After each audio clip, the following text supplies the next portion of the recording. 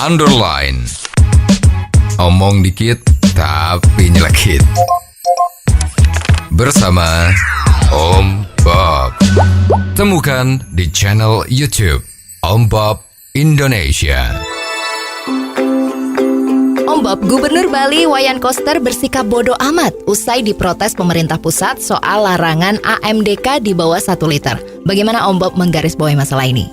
Peraturan Gubernur Wayan Koster itu yang melarang beredarnya, diproduksinya AMDK, air minum dalam kemasan yang di bawah ukurannya 1 liter itu tidak boleh ada di Bali. Iya. Ya, peraturan ini keluar memang mengejutkan banyak orang. Dasar pemikirannya ini kan bahwa kalau dilihat dari sampah-sampah yang ada itu, kebanyakan kok AMDK yang ukurannya 600 mili, 300 mili atau 100 mili, ya jadi itu kan banyak sekali gitu. Nah maka Gubernur Wayan Koster ini, wah ini kalau sampahnya terlalu banyak gini kan repot ya, bikin nama jelek untuk Pulau Bali.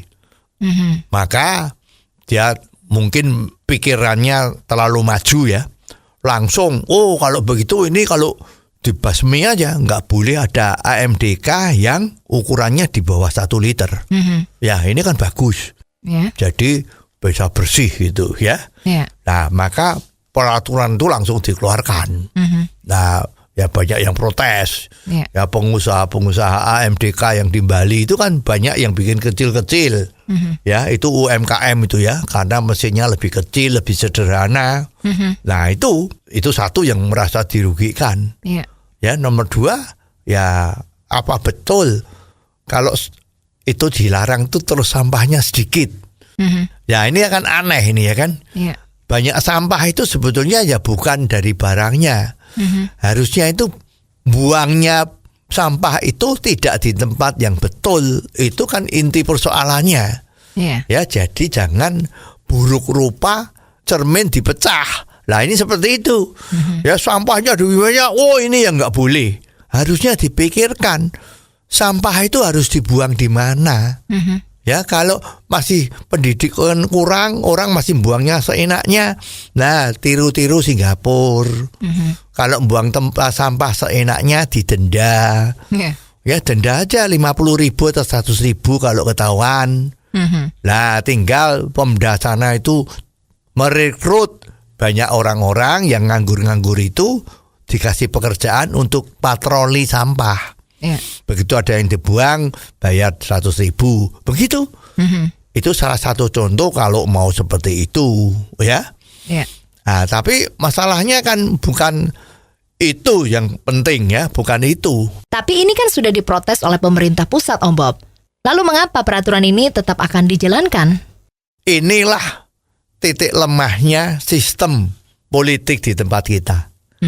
Ya, jadi kalau gubernur atau wali kota itu sekarang dipilih oleh rakyat setempat, maka memang tidak ada orang yang bisa memecat kepala daerah yang sudah dipilih oleh masyarakatnya. Ini yang kelihatannya agak ada konsleting ya.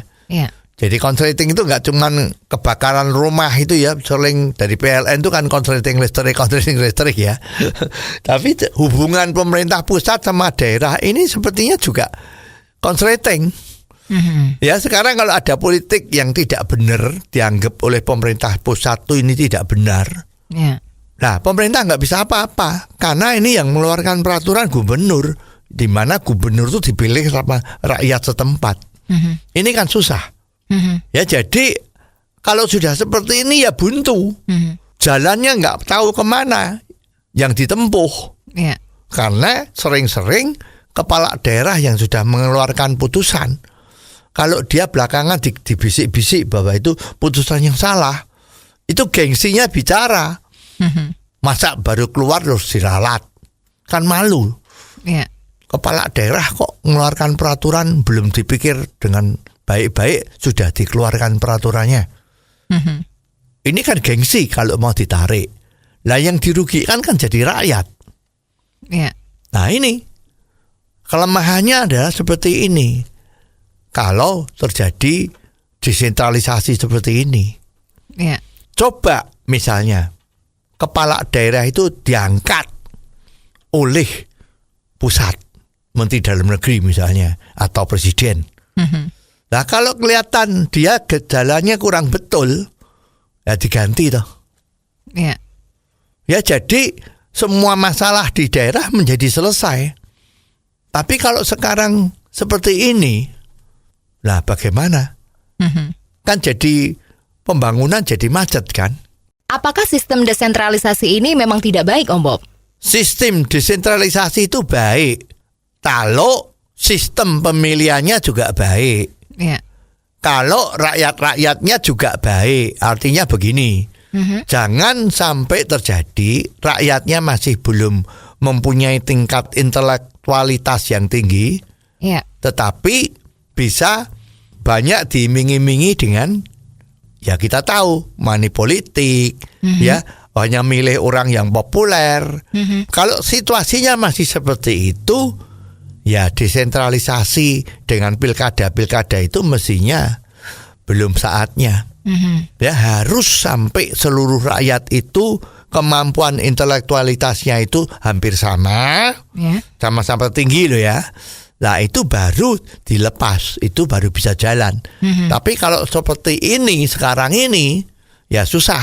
Ya. Ya nggak cuman soal Gubernur Wayan Koster aja, ada juga kan politik penanaman modal asing, investasi.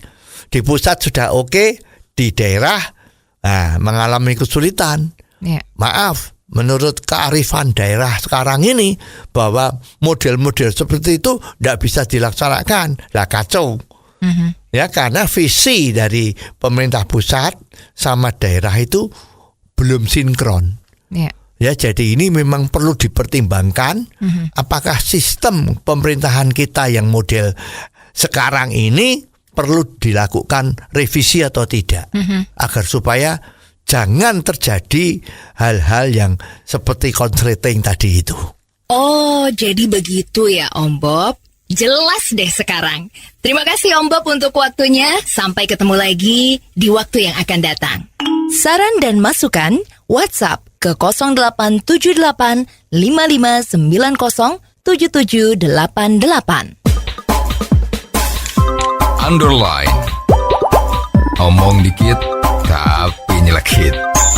Bersama Om Bob.